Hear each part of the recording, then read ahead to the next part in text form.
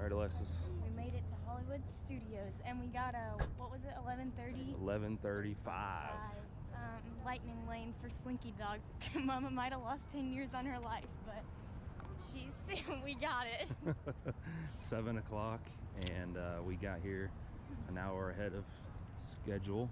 We already had some people by us have some confrontation about the parking situation. We had a parking issue. We had several parking issues on either side. Tanya is now 10 years older. Yes. Don't I look like it? So we're gonna go wait in line and ride some rides. Tanya, Alexis, and Pete here, and thanks for watching. In this video, we are at Disney's Hollywood Studios for an 8 a.m. rope drop. Since we purchased Genie Plus for the day, we were able to book our first lightning lane early this morning at 7 a.m. That allowed us to follow our research on Genie Plus and Hollywood Studios that said to rope drop the Rise of the Resistance. Since it was relatively new, the line was already spilling out into the main walkways because this park had morning extra magic hours for resort guests. The Rise of the Resistance is one of Disney's newest rides, and the level of detail they created on this ride was amazing.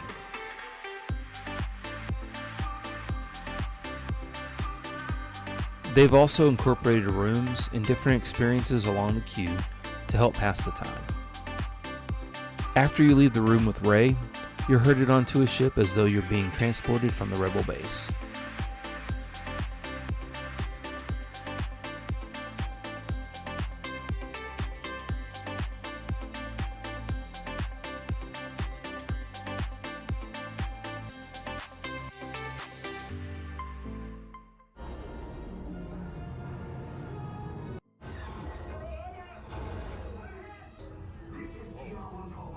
We are a civilian vessel. By whose authority are we being detained? By the authority of the First Order resistance scum. Now bring down your shields and prepare to be boarded. Tell them the location of our secret base. Tell them nothing. The future of the resistance is at stake. But on your way to the Rebel base, your transport ship has been intercepted by the First Order. And as someone that grew up as a huge Star Wars fan, this felt like you were actually in the movie. The ride's theme is though you're a First Order prisoner being transported to your cell. Even though it was a long wait, we were so glad we rope dropped this ride because otherwise we would have potentially waited longer if we'd went during the middle of the day. Now the Resistance has captured us back and we must get off the ship. Okay, take this corridor to the turbo lift, then head down to the escape pod base. Those droids are programmed to return you to Batu. Tell them it's a prisoner transfer. There's a clear path to the turbo lifts at the end of the hallway. Cover is blown. Find an alternate route. Who picked these two droids anyway? Detention block breach. Prisoners last seen on level D.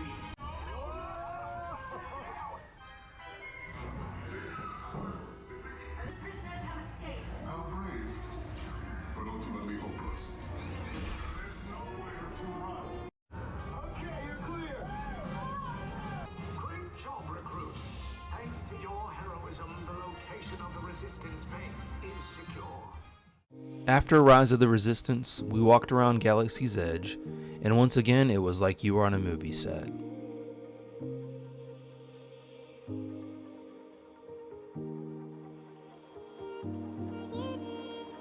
They even had stormtroopers roaming the spaceport harassing guests.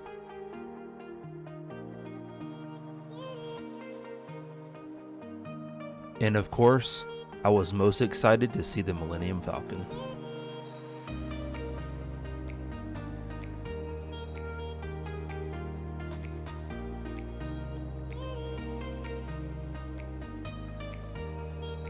After visiting Galaxy's Edge, we walked back to the classic Muppet-vision 3D show.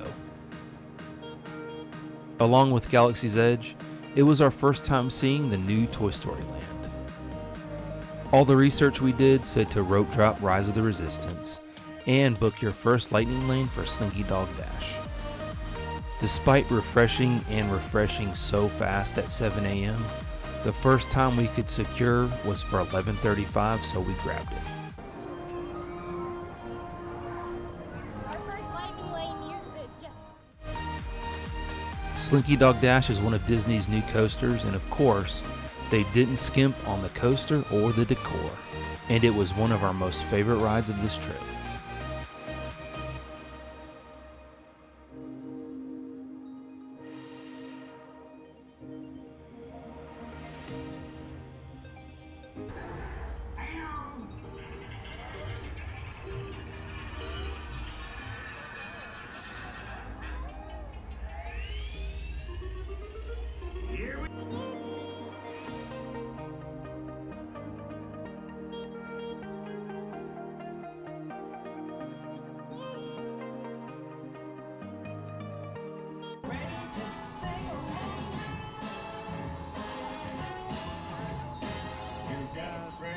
As soon as you check in for your lightning lane, the Genie Plus app lets you start checking for new lightning lane times. So we were able to grab a 1:05 time for Toy Story Mania. Do you wanna build a snowman? Come on, let's go and play.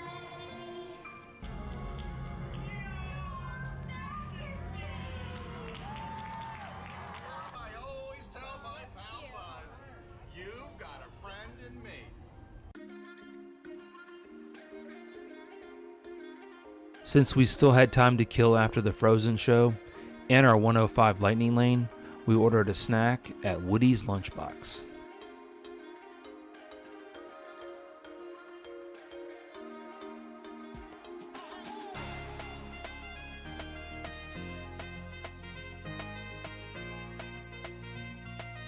We ordered the raspberry lunchbox tart and the chili cheese tacos, and both were incredible.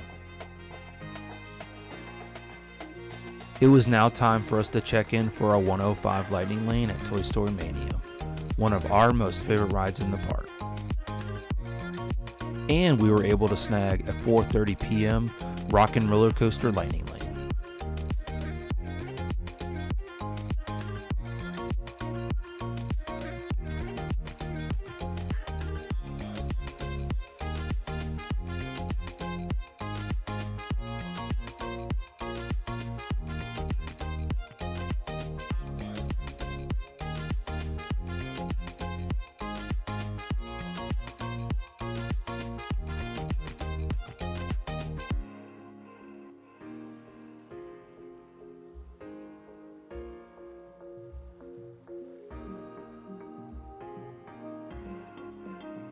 Since it was so close by, we hopped right in line for the alien swirling saucers. And Alexis gave her a review of Toy Story Land. Alright, Alexis, what you think about Toy Story Land? It is really cool here. And they had some really good tacos and some good rides too. I really enjoyed it here. Next, we're waiting in the alien saucers right now. In the background, you can see Slinky Dog, which was an awesome ride. Awesome ride. Yeah, that was really fun. So we're just gonna wait on Alien. Bye.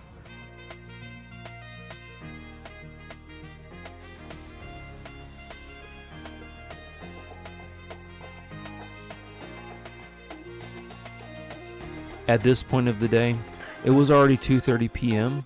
and we had already ridden Rise of the Resistance, Slinky Dog Dash, Toy Story Mania, and Alien Swirling Saucers, so we decided to get more food.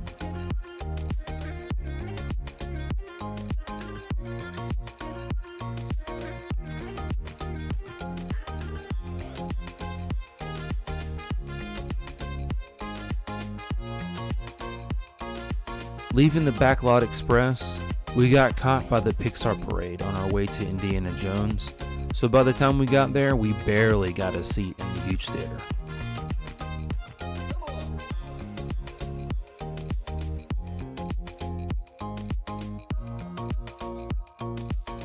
As a little kid, I always loved this show because I grew up watching all of the Indiana Jones movies.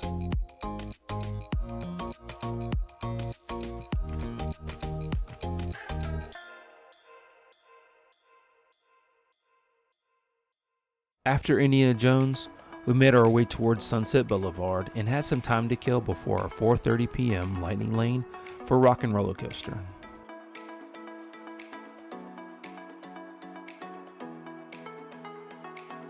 Since we had allowed 2 hours to lapse since we booked our most recent Lightning Lane, we were able to book a third Lightning Lane for 6 o'clock at Mickey and Minnie's Runaway Railway.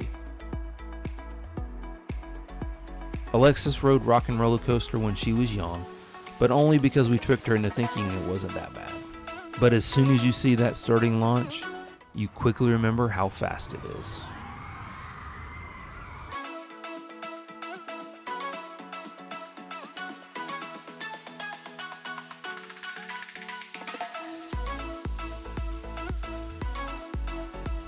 What do you think? It was awesome. Yeah, that's awesome.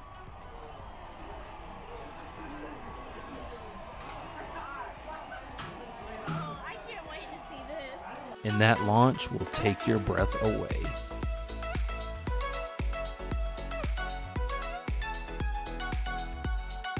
We then headed back across the park for our 525 Lightning Lane at Star Tours.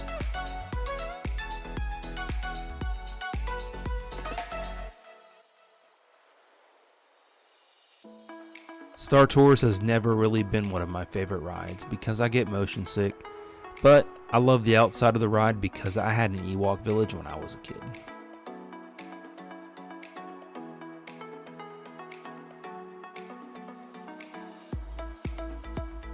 We left Star Tours and headed towards Mickey and Minnie's Runaway Railway.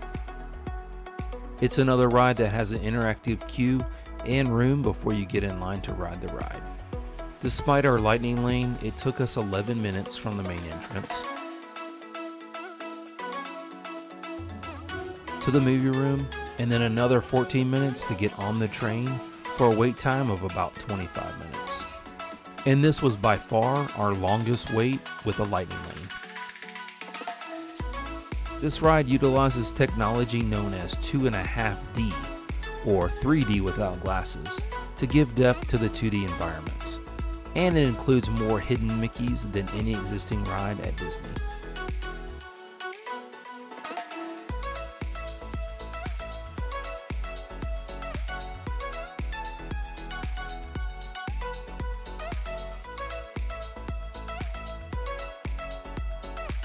And by far the best part of this ride was when Daisy entered the story.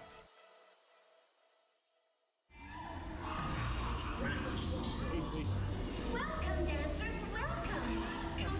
Oh, look at all those bright, smiling faces. It's so nice to see you. Come on in. Don't be shy. That's right.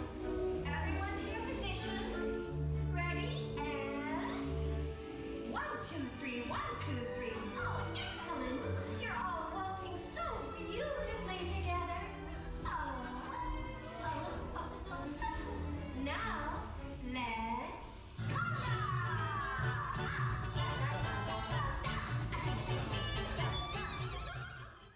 After an amazing time with Mickey and Minnie, it was time for another snack at the ABC Commissary and their buffalo chicken grilled cheese with fries.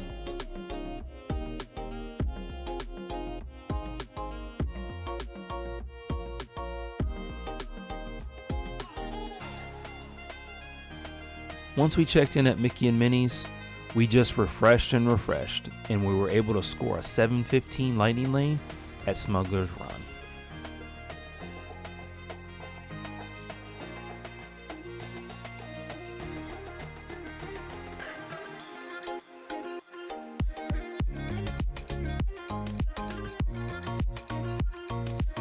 And this was the highlight of the trip for me, since I grew up always wanting to ride on the Millennium Falcon with Han Solo and Chewbacca.